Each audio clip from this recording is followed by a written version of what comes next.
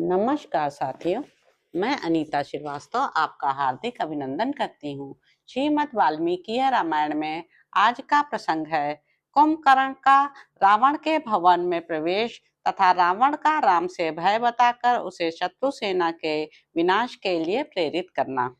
महापराक्रमी राक्षस शिरोमणि कुंभकर्ण निद्रा और मद से व्याकुल हो अलसाया हुआ सा शोभाशाली राजमार्ग से जा रहा था। वह परम दुर्जय वीर हजारों राक्षसों से घिरा हुआ यात्रा कर रहा था। सड़क के किनारे पर जो मकान थे उनमें से उसके ऊपर फूल बरसाए जा रहे थे। उसने राक्षस राज रावण के रमणीय एवं विशाल भवन का दर्शन किया, जो सोने की जाली से आच्छादित होने के कारण सूर्य देव के समान दीप्तमान दिखाई देता था।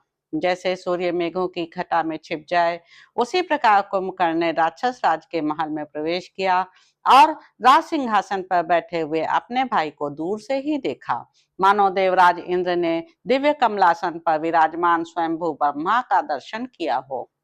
राक्षसों सहित कुंभकर्ण अपने भाई के भवन में जाते समय जब जब एक एक पैर आगे बढ़ाता था, तब तब पृथ्वी कांप उठती थी। भाई के भवन में जाकर जब वह भीतर की कक्षा में प्रविष्ट हुआ, तब उसने अपने बड़े भाई को उद्विग्न अवस्था में पुष्पक विमान पर विराजमान देखा। कुंभकर्ण को उपस्थित देख दशमुख रावण तुरंत उठकर खड़ा हो गया और बड़े हर्ष के साथ उसे अपने समीप बुला लिया। महाबली कुंभकर्ण ने सिंहासन पर बैठे हुए अपने भाई के चरणों में प्रणाम किया और पूछा, कौन सा कार्य आ पड़ा है। रावण ने उछलकर बड़ी प्रसन्नता के साथ कुंभकर्ण को हृदय से लगा लिया।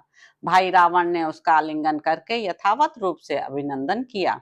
इसके बाद कुंभकर्ण सुंदर दिव्य सिंहासन पर बैठा। उस आसन पर बैठकर महाबली कुंभकर्ण ने क्रोध से लाल आंखें किए रावण से पूछा, राजन, किस लिए तुमने बड़े आदर के साथ मुझे जगाया है? बताओ, यहाँ तुम्हें किससे भय प्राप्त हुआ है अथवा कौन परलोक का पथिक होने वाला है?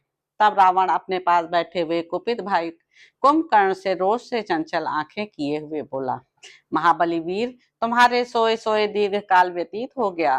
तुम गाढ़ निद्रा में निमग्न होने के कारण नहीं जानते कि मुझे राम से भय प्राप्त हुआ है। ये दशरथ कुमार बलवान श्रीमान राम सुग्रीव के साथ समुद्र लांग कर यहाँ आए हैं और हमारे कुल का विनाश कर रहे हैं। हाय, देखो तो सही, समुद्र में पुल बांधकर सुखपूर्वक यहाँ आए हुए वानरों ने लंका के समस्त वनों और उपवनों को एक कारणवमय बना दिया है। यहाँ वानर रूपी जल का समुद्र साव लहरा रहा है। हमारे जो मुख्य मुख्य राक्षस वीर थे, उन्हें वानरों ने युद्ध में मार डाला, किंतु रणभूमि में वानरों का संहार होता मुझे किसी तरह नहीं दिखाई देता। युद्ध में कभी कोई वानर पहले जीते नहीं गए हैं। महाबली वीर, इस समय हमारे ऊपर यही भय उपस्थित हुआ है। तुम इससे हमारी रक्षा करो और आज इन वीरों को नष्ट कर दो, इसलिए हमने तुम्हें जगाया है। हमारा सारा खजाना खाली हो गया है, अतः मुझ पर अनुग्रह करके तुम इस लंकापुरी की रक्षा करो। अब यहाँ केवल बालक और वृद्ध ही शेष रह गए हैं। महाबाहो, तुम अपने इस भाई के लिए अत्यंत दुष्कर पराक्रम करो, परंतु आज से पहले कभी किसी भाई से मैंने ऐसे ही अनुनय विनय नहीं की थी। तुम्हारे ऊपर मेरा बड़ा स्नेह है और मुझे तुमसे बड़ी आशा है। राक्षस शिरोमणि, तुमने देवासुर संग्राम के अवसरों पर अनेक प्रकार प्रतिद्वंदी का स्थान लेकर रणभूमि में देवताओं और असुरों को भी परास्त किया है। अतः भयंकर पराक्रमी वीर, तुम ही यह सारा पराक्रम पूर्ण कार्य संपन्न करो, क्योंकि समस्त प्राणियों में तुम्हारे समान बलवान मुझे दूसरा कोई नहीं दिखाई देता है। तुम युद्ध प्रेमी तो हो ही, अपने बंधु बांधवों से भी बड़ा प्रेम रखते हो। इस समय तुम मेरा यही प्रिय और उत्तम हित करो।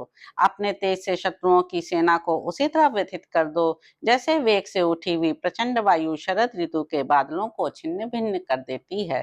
तो इस प्रकार साथियों, युद्ध कांड में निहित 62वां सर्ग यहाँ पर समाप्त होता है। इसके अगले अंक में आप जानेंगे कि कुंभकर्ण का रावण को उसके कुकृत्यों के लिए उपालंब देना और उसे धैर्य बंधाते हुए युद्ध विषयक उत्साह प्रकट करना। तो अब आपसे अगले अंक में मुलाकात होगी। मेरे YouTube चैनल संवाद विद अनीता को लाइक करें, शेयर करें, सब्सक्राइब करें। धन्यवाद साथियों।